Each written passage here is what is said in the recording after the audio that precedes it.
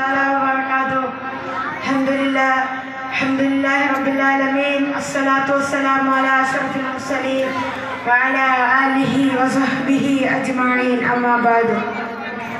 ഏറ്റവും ബഹുമാനാദരവുകൾ നിറഞ്ഞ എൻ്റെ ഉസ്താദ്മാർ, വേദിയിലിരിക്കുന്ന എൻ്റെ നല്ലവരായ വിദ്യാർത്ഥികളെ, ഉമ്മമാരെ, ഉപ്പമാരെ, എൻ്റെ ശബ്ദം ശ്രമിച്ചു കൊണ്ടിരിക്കുന്ന നല്ലവരായ നാട്ടുകാരെ, ഇന്നത്തെ കാലത്തെ ഭൂലോകത്തിലെ അവസ്ഥ എന്നുള്ളത് പ്രകൃതിയെ ആകെ പിടിച്ചു ചീന്തുന്ന മനുഷ്യരുടെ കൃത്രിമ ആയുധങ്ങളും സാമഗ്രികളും പ്ലാസ്റ്റിക് ചെടികളും അധികരിച്ചു വരുന്ന കാലമാണ്.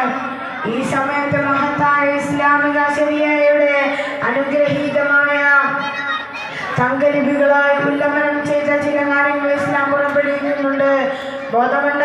ബോധമണ്ഡലത്തിൽ ആൾ താമസമുള്ളവനാവട്ടെ ഇല്ലാത്തവനാവട്ടെ, അവന്റെ ഒന്നും ചിന്തക്കും ബുദ്ധിക്കും ഒന്നും എത്താൻ കഴിയാത്ത അത്രയും ഖുർആൻ പഠനങ്ങളും പ്രവാചക പഠനങ്ങളും പറയുന്നുണ്ട്.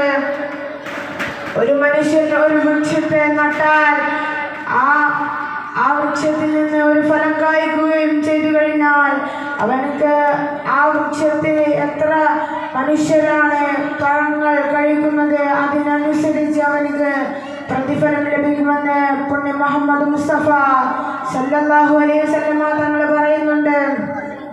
മനുഷ്യർക്ക് നൽകിയതിലേക്ക് ഏറ്റവും വലിയ നിഅമത്താണ് റിസ്ക് എന്നുള്ളത്. അതാണ് മനുഷ്യൻ ഭൂമി ലോകത്ത് ജീവിക്കാൻ അത്യാവശ്യമുള്ളതും അഥവാ ഫുഡ്, ഹെയർ, വാട്ടർ എന്നീ 3 കാര്യങ്ങളാണ് മനുഷ്യന് ഈ ഭൂമി ലോകത്ത് ആവശ്യമുള്ളത്. സല്ലല്ലാഹു അലൈഹി വസല്ലം തങ്ങൾ പറയുന്നു, മൻ ഖതാ സദറതൻ വസബ്ബറ അല്ലാഹ റഅസഹു ഫിന്നാർ. ഒരു മനുഷ്യൻ ഒരു വൃക്ഷത്തെ മുറിച്ചോ അവന്റെ തല അല്ലാഹു നരകത്തിൽ താഴ്ത്തുമെന്ന് മുഹമ്മദ് മുസ്തഫ സല്ലല്ലാഹു അലൈഹി വസല്ലം തങ്ങൾ പറയുന്നുണ്ടെങ്കിൽ അതിൽ നിന്ന് നാം ഓരോരുത്തരും മനസ്സിലാക്കണം, പ്രകൃതി സല്ലല്ലാഹു അലൈഹി വസല്ലം തങ്ങളും അന്നത്തെ കാലത്തുള്ളവരും എത്ര സ്നേഹിച്ചിരുന്നു എന്ന്. സഹാബികൾ ഒരിക്കൽ ഹിജ്റ പോകുന്ന സമയത്ത് അബൂബക്കർ സിദ്ദീഖ് റളിയല്ലാഹു അൻഹു തന്റെ അനുയായികളോട് പറഞ്ഞു, മരങ്ങളെ വെട്ടി നശിപ്പിക്കരുത്, ഈന്തപ്പനക്ക് തീയിടരുത്,